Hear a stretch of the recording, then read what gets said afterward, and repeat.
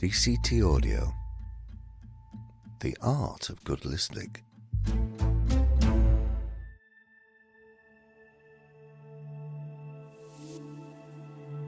You're listening to a podcast on the Audio Boom Network. This is A Mindful Life with me, Dave Thomas. Thank you for downloading this edition of the programme. I do hope you enjoy it.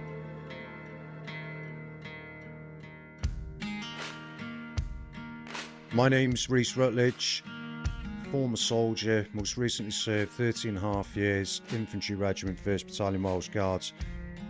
Prior to joining the army, I also found myself on the wrong side of the law, involved with addiction, crime and drugs, and ended up behind the door.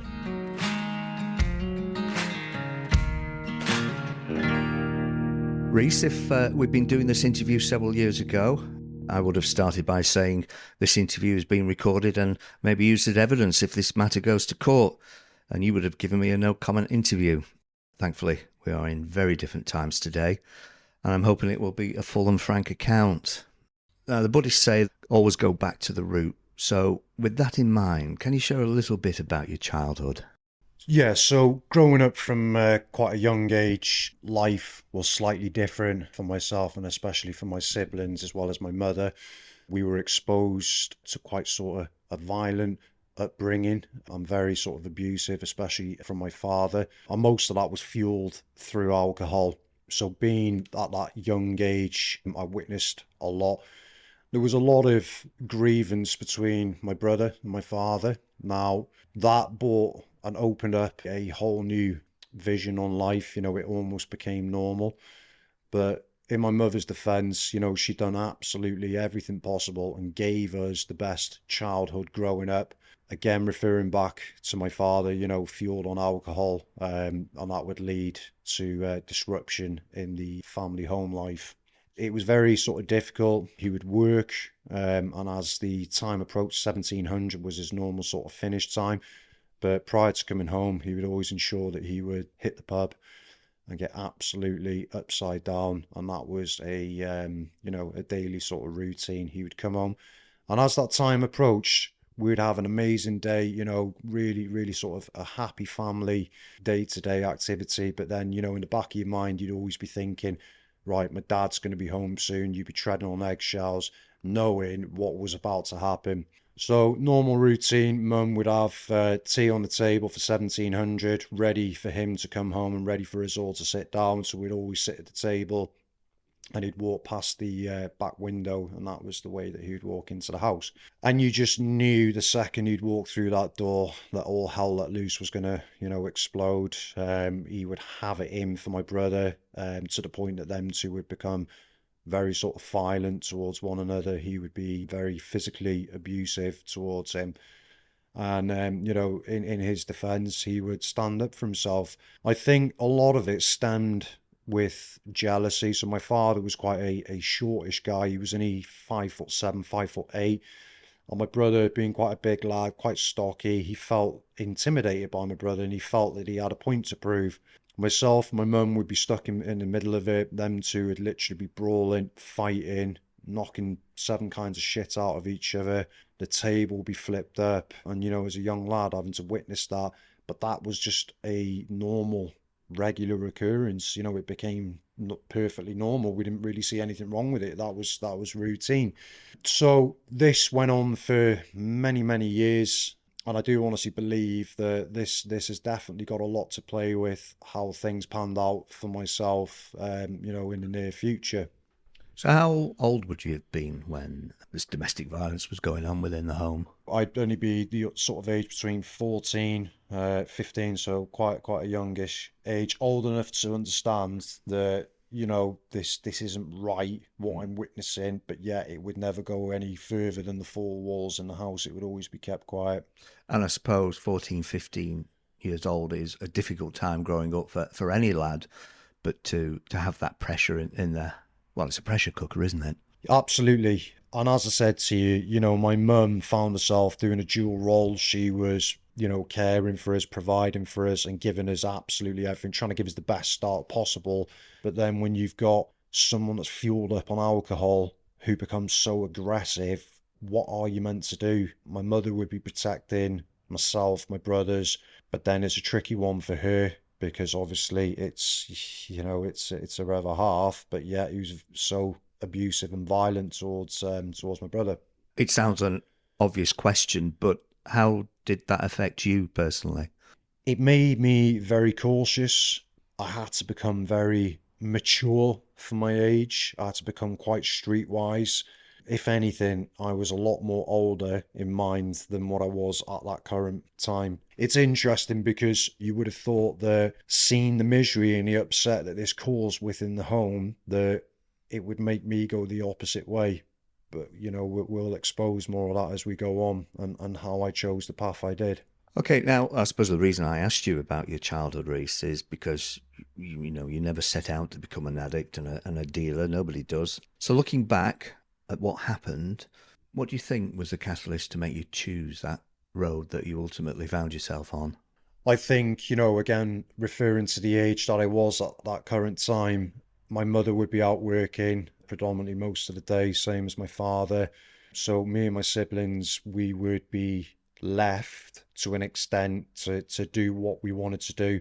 So with one of my siblings who's 5 years older than myself, he had found himself in a situation where he was dealing with drugs and the drugs was introduced within to the household, and obviously what comes along with that are the people that you associate and affiliate with. Again, at that moment in time, I was very anti against it all. I would constantly be questioning why you getting yourself involved with that.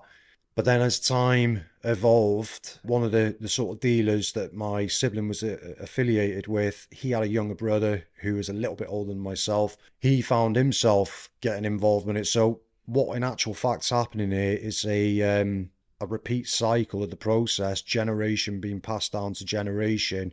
And before you knew it, I found myself in a situation that's something I never thought or wanted to do. I'm now finding myself dealing, selling drugs, associating with like-minded people. I always reflect back and think, how could I have done that to myself after I've seen what this is causing within that network, the family network?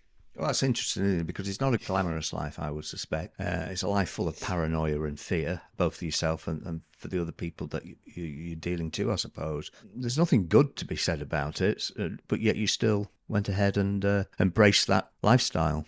Exactly. And I think you've just touched on it that there is nothing glorious or special about that lifestyle. But I think you're trying to find your feet in the world. You're at that young age, you want to create your own path.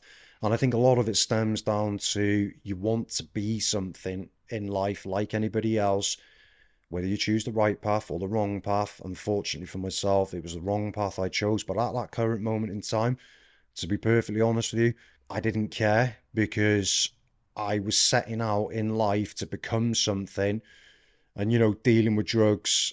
And I'm going to be perfectly honest with you, I actually enjoyed that lifestyle for a period of time. I enjoyed the sort of publicity it brought, the money, the independence I had. It felt like you were a part of something. You were a network. You were respected. When I look back now, if you're in a job and you work hard, you get rewarded for it. So it was no different. Unfortunately, it was just illegal activities that I was conducting and dealing in. That's really interesting you say that because, and I think this is where you and I have something in common perhaps, is that what you've told me, it sounds like you were looking for recognition. And I had some counselling when I had a breakdown in my job, and the counsellor said, well, why did you join the police? I said, well, because I wanted to help people. And she said, no, why did you really want to join the police? And it was recognition in the end of the day. She nailed it. And it's because I had an unhappy childhood, not as bad as yours, admittedly, but I too was looking for recognition. I think there's some common ground there. Absolutely great. And I think I knew from a young age that I was sort of different from your average 15, 16-year-old. I knew I had a lot more to offer. And I just knew it deep down inside that I could pursue this and really expose myself and again trying to create a stance and become something. The lifestyle that you live, you don't think twice about the risk that it brings. You don't give a shit about the misery it causes. You become very selfish. In actual fact, you've got your blinkers on. You can't look left. You can't look right. You're so fixated on looking one way, and that's forward. You know, you lose a lot of good friends, family, you lose trust, you lose all that respect. The deeper and more involved I got with it, this is when I realized that I couldn't just give up. You know, I've really dug myself quite a hole here, and I know that I'm digging that hole even deeper. What you describe are classic signs and lifestyles of an addict, really, aren't they? Whatever you're addicted to, whether it be drugs, alcohol. I know people are addicted to work. It's the same thing. Yeah, you know, addiction, it comes in all shapes and sizes. And for quite some time, I didn't consume or take drugs. I was all about having that clean slate, you know, building the reputation. I think my biggest sort of downfall from this business, because that's essentially what it is. Again, it's just a business, but it carries an illegal title to it. It was high demanding, it was busy. You know, it's not your average 9 to 5 job. The phones are constantly going. An addict will always want a drug, regardless of what time of day it is. So I became very sort of fatigued. I'm trying to meet these demands, ensuring that I'm supplying the drug that the addict requires. And it wasn't until a good sort of year into it, somebody introduced me to cocaine. At first, I declined the offer. I said, no, not interested. And as time evolved again, that same person said, you know, look, have you considered selling the white? You know, a bit of cocaine, you can double your profits, triple your profits. And not only that, why don't you take a little bit yourself, you know, and see what all the fuss is about? So at this point, he caught me off guard. I was quite vulnerable at that point because, you know, I was trying to meet these demands. You're ducking and diving the police. You know, you're trying to keep your head above the parapet. And that's when I first took took the cocaine.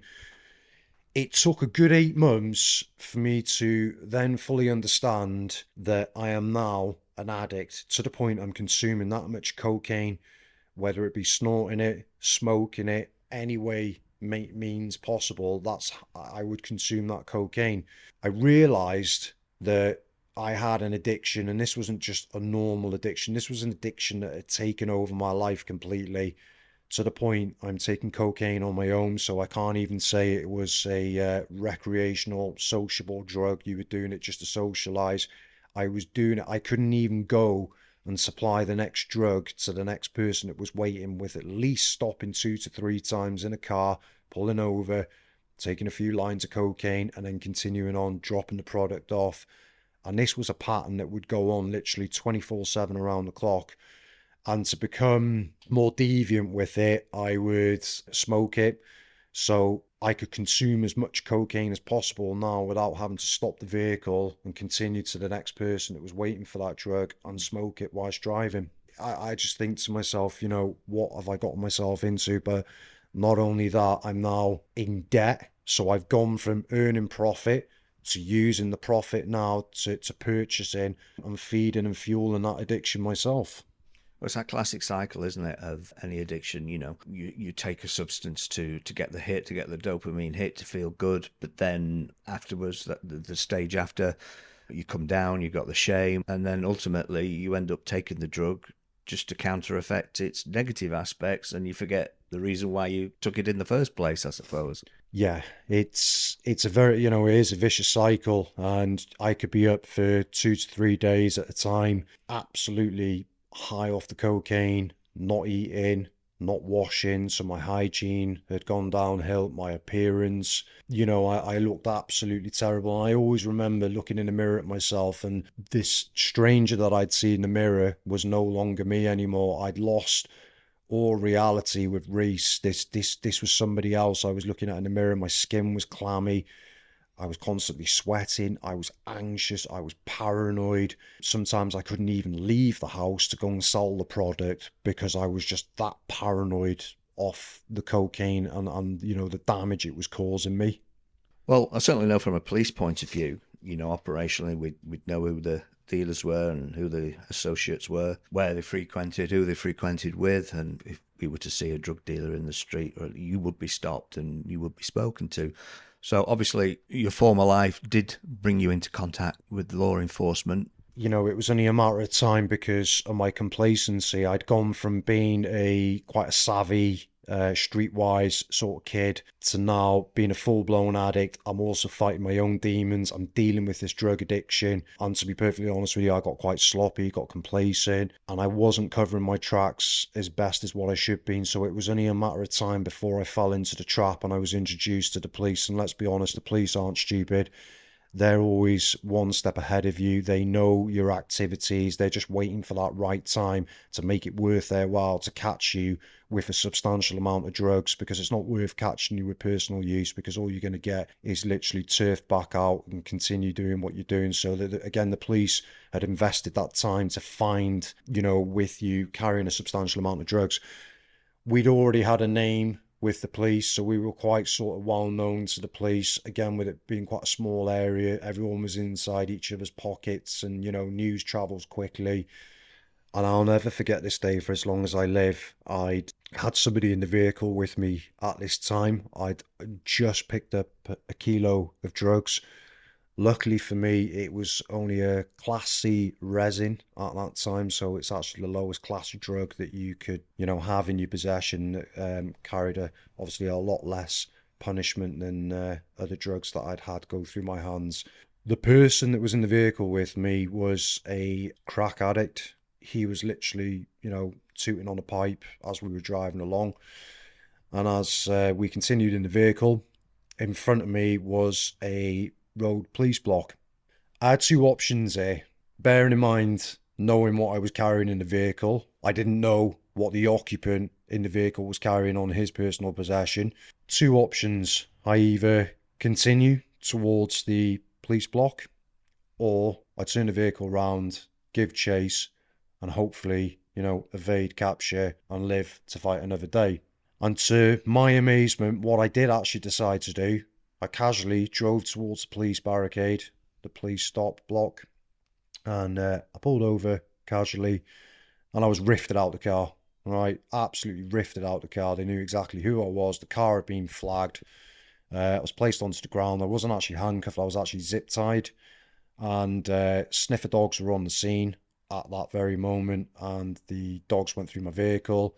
The person in question that was with me at the time, he was obviously searched as well, and within 5 minutes approximately, the drugs were found in the vehicle. For that split second, I felt good. I felt absolutely like I was back to Rhys again. I felt human. And why, you may ask? Because the weight had been lifted off my shoulders for that split second. Everything had come to an end. I wanted this lifestyle to end. That was, the call, and I thought, that is it. We are done. And then bang, reality hits you hard, square in the face. You've just been caught carrying a kilo of drugs. Now let's bear in mind, I already owe a substantial amount of money. This kilo I've just been caught with is adding to the money that I already owe to the sort of bigger dealers. And I just thought, there's no answer for this. So immediately, obviously, arrested and taken to the station, and then, conducted for interview. The car was seized, the drugs were seized. Now, at that moment in time, my fixed address was my mother's address that I was living at. And, lo and behold, there was already a warrant to go back and search that property. And I'll never forget, you're allowed one telephone call when you arrive at the custody. And I declined and rejected to make that call. Again, because I knew what was back at the property. I knew there was paraphernalia. I knew there was scales. I knew there was money. I knew there was debt lists, and so on and so on. Enough, again, to arrest me on the grounds of possession with intent to supply. Eventually, as I said to you, I was arrested, detained, questioned, and then eventually released upon bail. Further inquiries would be investigated into, building up that bigger case for the CPS, the Crown Prosecution Service, to ensure that they can have a good, strong case against me. No comment interview, I'm guessing. Absolutely. Absolutely. No comment throughout. Ultimately, you did go to jail, didn't you? This was quite a roller coaster, because I'd just been caught with the drugs that I was carrying in my possession. I'm in a predicament. I'm in a situation now where I can't just down tools and call it a day and that's it and be done with it. The dealers still want their money regardless. no fucks are given, they still want paying. And they will go to any means possible to ensure that they get their money. The time that I'm on bail is the time that I'm now getting myself more involved, more in debt, trying to get myself out of that hole I've dug for myself to sell more product. My addiction's gone through the roof. I'm feeding my addiction even more so than ever. I also carry the extra pressure of if I'm caught whilst on bail doing what I've already previously been arrested for, that's just going to go against me. So the risk is absolutely heightened tenfold. Again, my mother, the person that stood by my side through the good times and through the bad times, regardless, it's unconditional love. She has been there right from day one. Took me to go and answer to bail. And I'll never forget, I said to my mum, I said, look, I'll only be 5 minutes. Go in, find out what I'm going to get charged with, back in the car and off we go. No. I got there, I was let into the custody suite, and 2 police officers stood on either side of me. I was rearrested on selling a Class A, conspiracy to sell Class A, which was acid and LSD at the time. So I'd gone to answer to bail thinking I was going to get a slap on the wrist or a charge for the possession with intent to supply, and then I'd be released the same day so I can carry on selling more drugs. No, to my amazement, there I was, arrested and gone through the whole procedure again.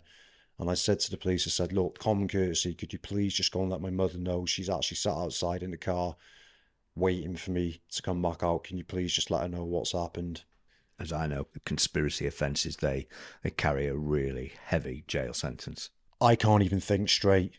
I'm sat in a cell, pacing backwards and forwards. I haven't got any more answers. I do not know what else to think, say. And all that was going through my mind was when they'd arrested me that first time round, I knew that all the paraphernalia and everything was left in my possession within the property. And what they'd actually arrested me on the grounds of for the conspiracy for the acid were all the working outs, how much profit I would make. That's how complacent I became. I'd actually worked it down to the last pound, what profits I would make. So there it was, black and white, and they had the grounds to arrest me on that. How many times did you spend in jail? How many sentences did you serve? I've only ever had one custodial sentence. Prior to that point of being arrested the very first time when I was caught with the drugs in the vehicle, that was actually the first contact I'd ever had with the police. So I managed to keep quite unscathed, and I kept quite a clean track record. But then what I realised was I was on the radar then. You know, they were watching me very closely. One thing that again stands out to me, the time that I was on bail, and then obviously once I'd gone through that procedure of being rearrested on the conspiracy to sell the Class A, because that's what acid was at that time, was a Class A drug. I'm back with my whole life is on hold now, because even if I wanted to go legit and work a legitimate job, I couldn't, because who on earth is going to take somebody on with all these charges hanging over their head? Not only that, the money that I now owe him, we're talking close to £15,000. What other choice have I got but to continue doing what I'm doing? Not only am I feeding my addiction, killing myself, I'm destroying my family, and I'm just like a rabbit in the headlights. You know, I'm absolutely stuck. I'm crying out for help. I'm depressed. I just do not know what to do anymore. The thought of jail scares the life out of me, I'll be honest. Just take yourself back. Can you describe that, those first few hours? It's a whole different way of life inside. Yeah, and I think what made it even more daunting for myself was I was going into an environment, the unknown, knowing that I owed a substantial amount of money. And the reason I highlight that is because the dealers had people working on the inside in the prisons, inmates conducting illegal activities. I knew I had to have my wits about me, so it wasn't just like your average person going inside, doing his time, come out and you know, continue. It was difficult because I had this addiction. I was going into prison with an addiction. Again, I didn't highlight that to any of the prison staff. I kept my cards quite close to my chest. I was very reluctant to come out myself. For the first duration of the time, it was a 23-hour bang up. So you were banged up for 23 hours of the day. You'd have a 45-minute association, which would allow you to go downstairs, play pool, associate with other people, collect your mail, and then it was back to your room again. Now, if I'm perfectly honest with you, I very, very rarely left that cell. So in actual fact, I was doing 24 hours on lockdown because I was just so scared, so paranoid, anxious. There was some horrible people in there. In my mind, were gunning for me.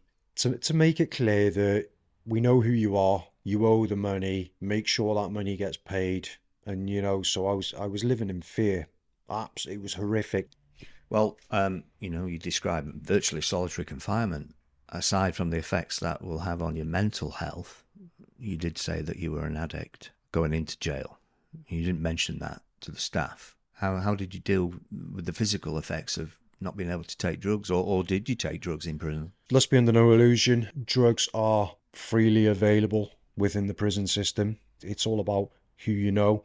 Prison is a haven for people like myself, and obviously dealing does take place within the prisons, and they do prey and do take advantage on people like myself, knowing that we are addicts. So I thought if I exposed that I'm an addict, I'm just going to get myself into more of a situation. So I had to basically cold turkey and try and wean myself off the temptation of even wanting to take these drugs within the prison. And again, I think that will reflect on why I spent so much time behind that door, just to make sure that I wasn't tempted to fall into that cycle again.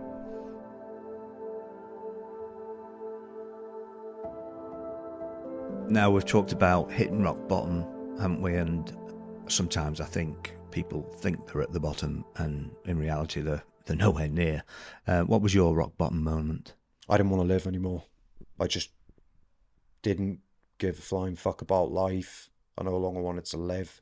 And if I'm honest with you, I contemplated suicide on a couple of occasions, and I really thought the process through. And I thought, if I take my life, it's the easiest way out. Yes, it's the coward's way out. But the reason that I would have considered it and followed it through would be to give my family that peace and life that they deserve, because it's not fair that I dragged them through all that shit because of my own doing. So again, I'm in an absolute mess with drugs. I've got no one to turn to.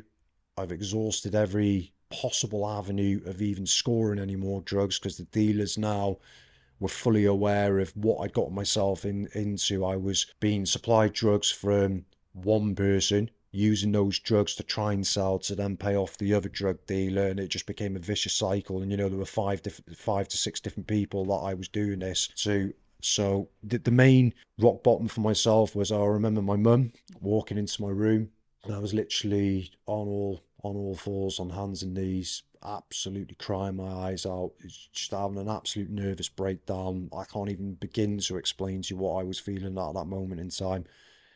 And I said to her, Mum, look, I'm in one fucking hell of a mess here. I just don't know what to do anymore. And the hardest words for me to hear was my mum turn around, stand over me and say, Rhys, I no longer know what to do for you anymore. Now imagine how difficult that must be for a parent to have to say that to their own child, not because she didn't love me or care for me. It's just, she had no solution. She had no answer. And my last words to my mum were, I promise, Mum, I will make you fucking proud of me one day. I promise you.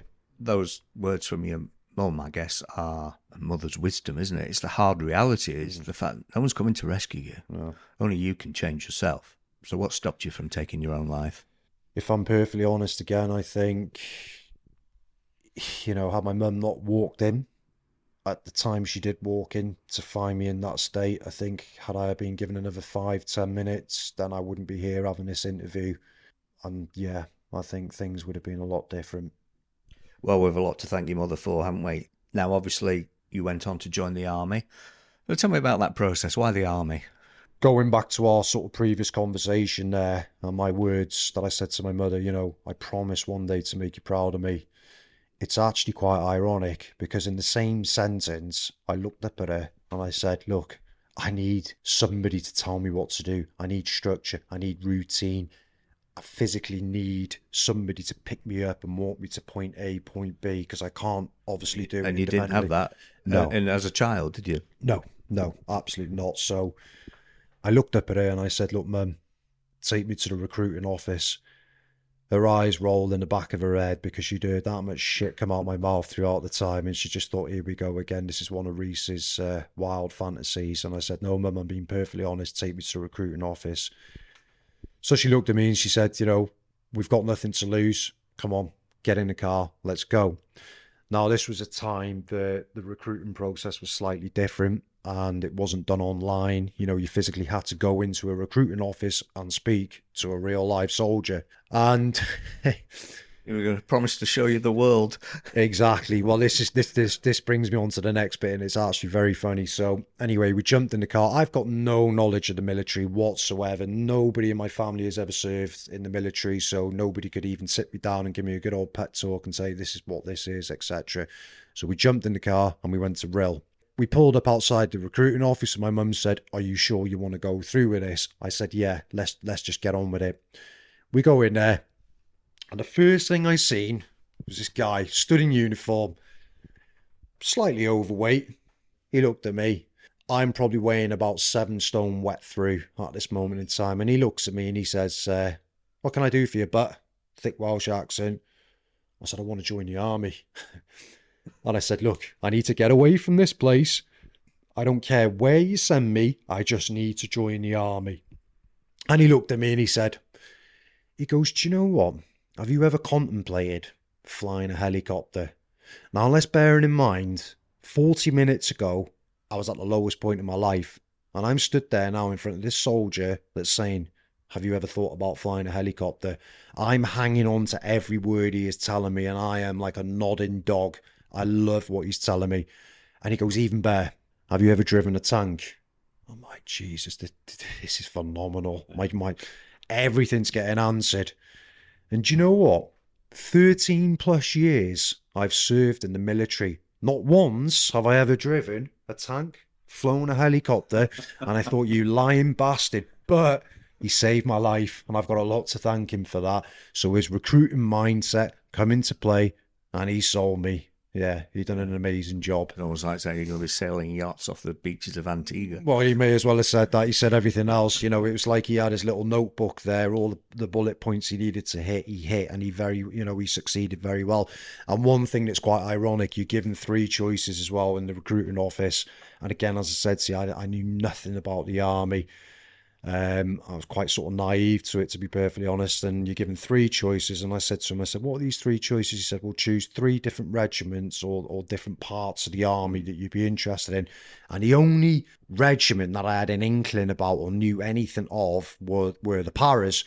So I wrote 1 para, 2 para, 3 para. And guess what? Never ended up there. Ended up in fucking Welsh Guards tonight. Well, it's a regiment with a strong history behind it. There's no shame whatsoever in being a guardsman. No, and and I think going through the whole process. So, one thing I would just like to sort of make clear from the time that you're released, i.e., from custody, there is actually a 2-year cool-off period from when you can make that first application to join the army. Well, I was going to ask you that. Obviously, your past played a part. You had to have disclosed that to the army. Yes, absolutely. And, that was made very crystal clear right from day one that partially one of my reasons, well, if not the full reason for wanting to join the army, I needed a new life and I wanted a fresh start. And I'd explained that I'd been through this whole process, of being convicted for possession with intent to supply, received a custodial sentence. And again, that's what the policy was at that time. It was a 2-year cool-off period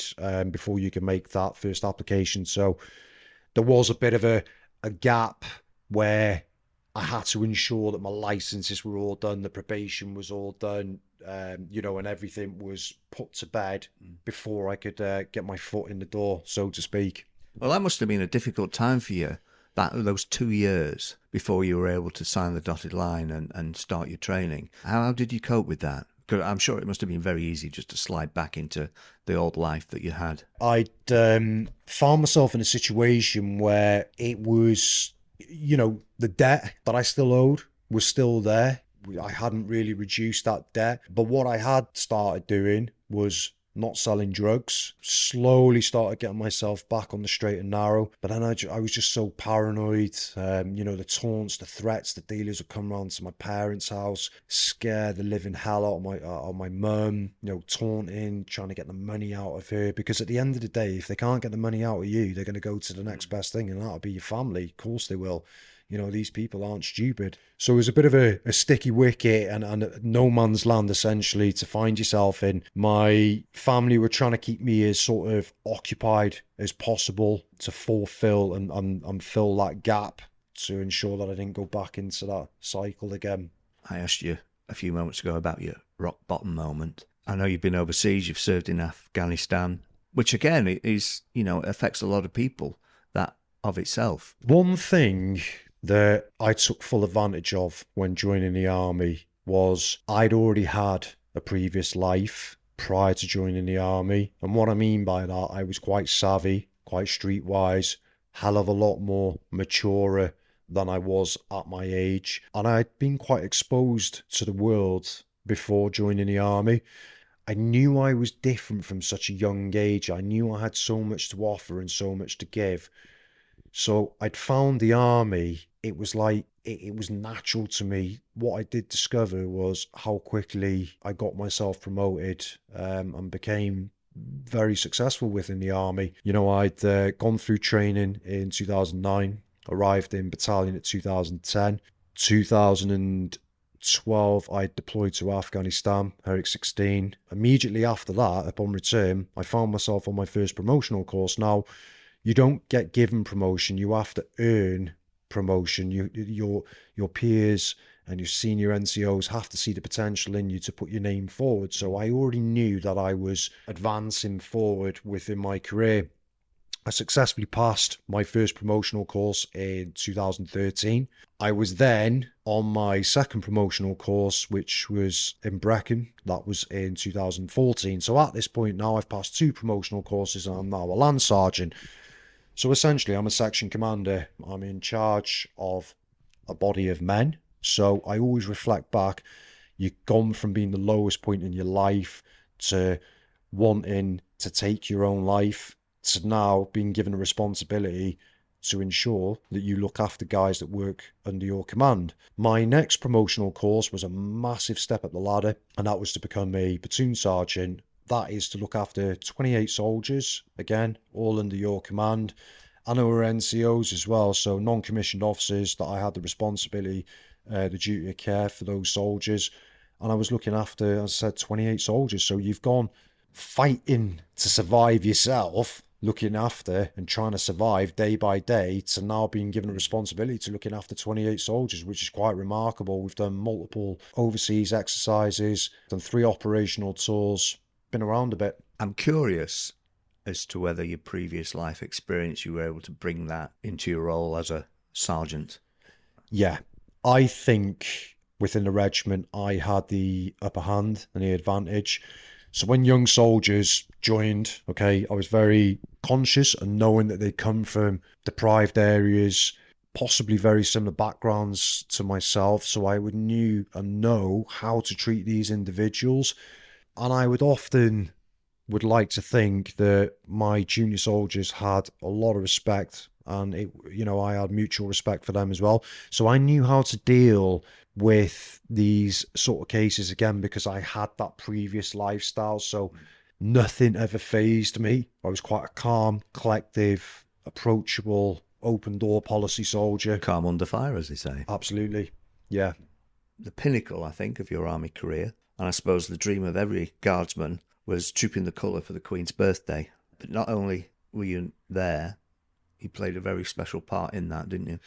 Yes, so whilst deployed in Belize, that was in 2020, the regimental sergeant major and the commanding officer had come out to visit us. I believe it was for the last 2 weeks, possibly 10 days. So they'd come out to see us conducting our final exercise, to make sure that they were happy, and obviously come and see the guys as well. And I was sort of pulled to one side by the commanding officer. I was asked, or should I say told, you are going to be the escorts of the colour for the Trooping of the Colour for Her Majesty Queen Elizabeth II. Just before you go on, people that don't know what the colours are, can you just describe what that is and just how important it is to the regiment?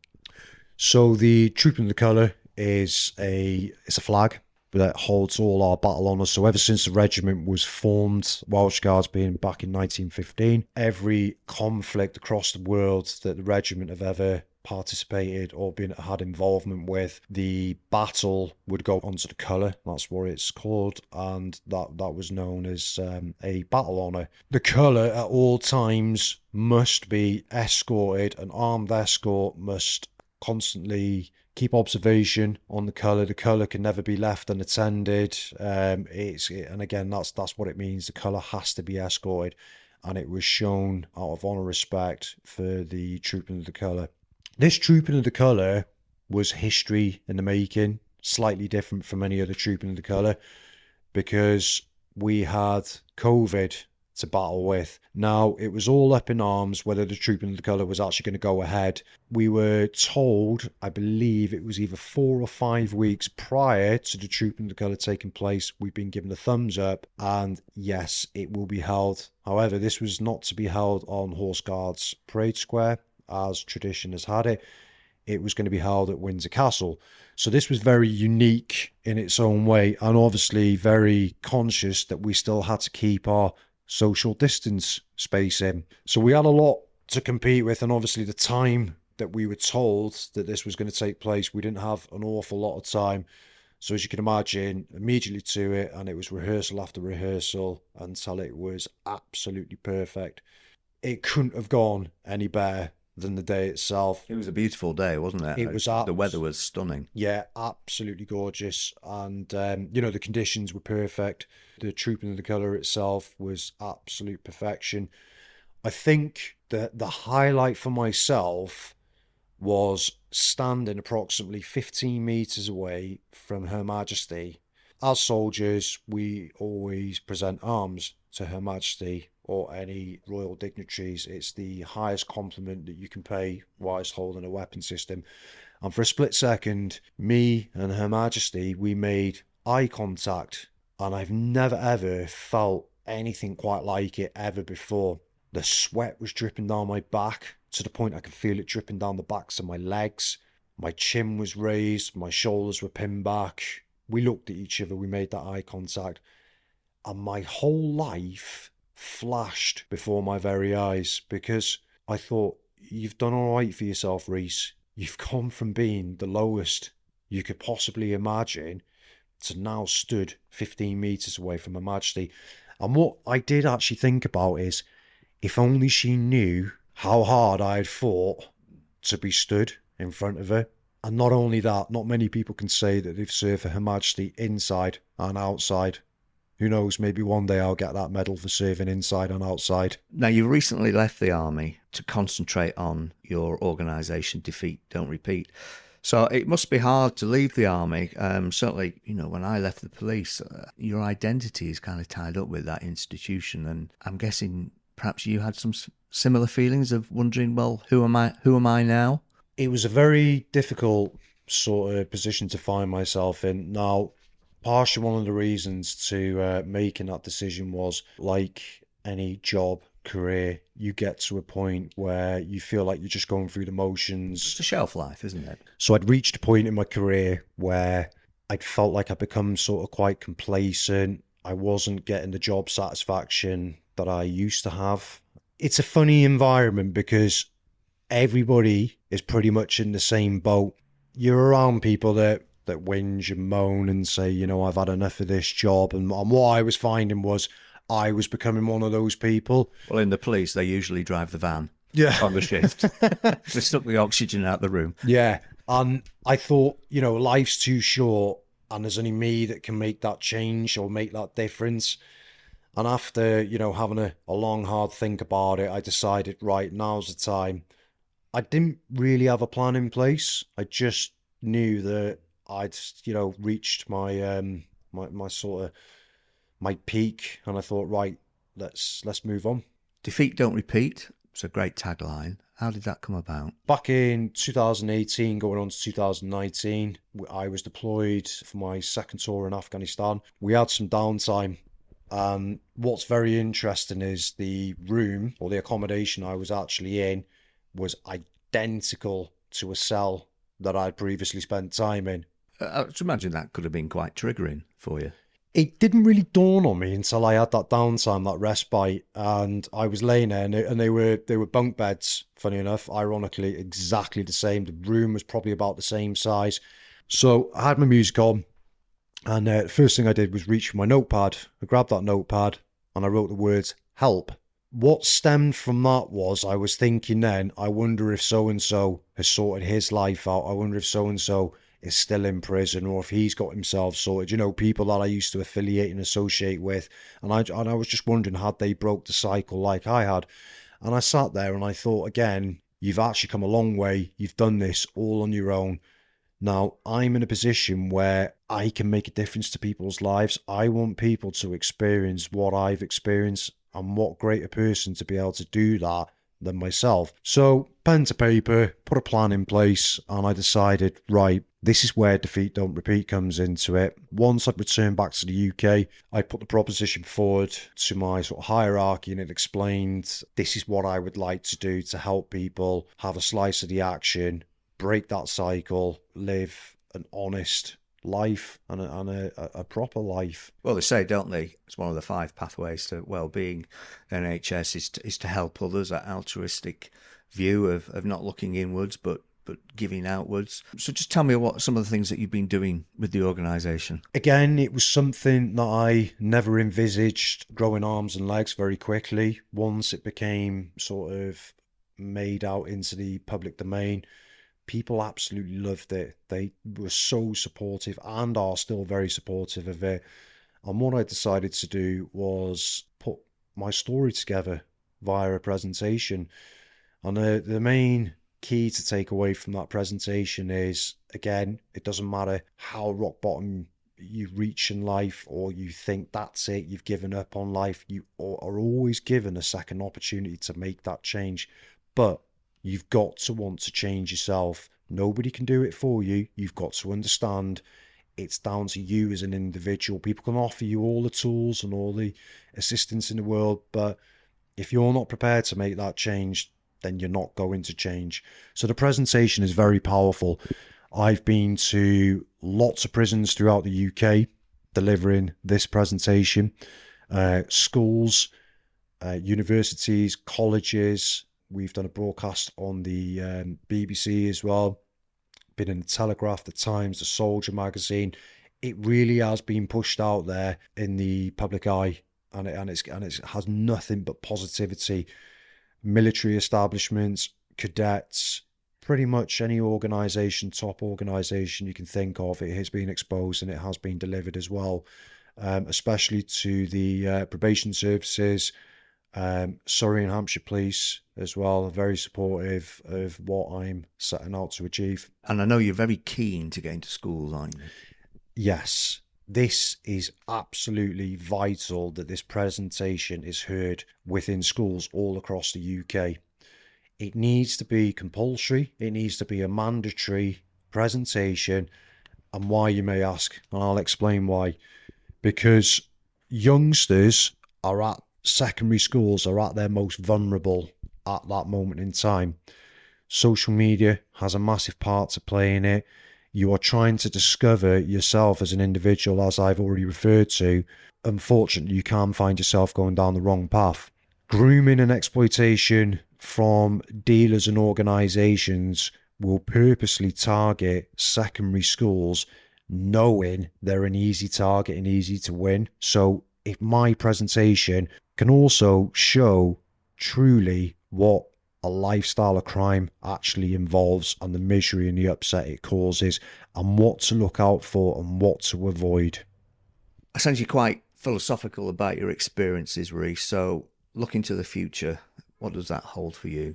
I want to continue with Defeat, Don't Repeat. I want to continue to expose what that lifestyle of crime actually involves, what misery it causes, what upset it causes, and how you can stay clear of even contemplating stepping foot into that lifestyle.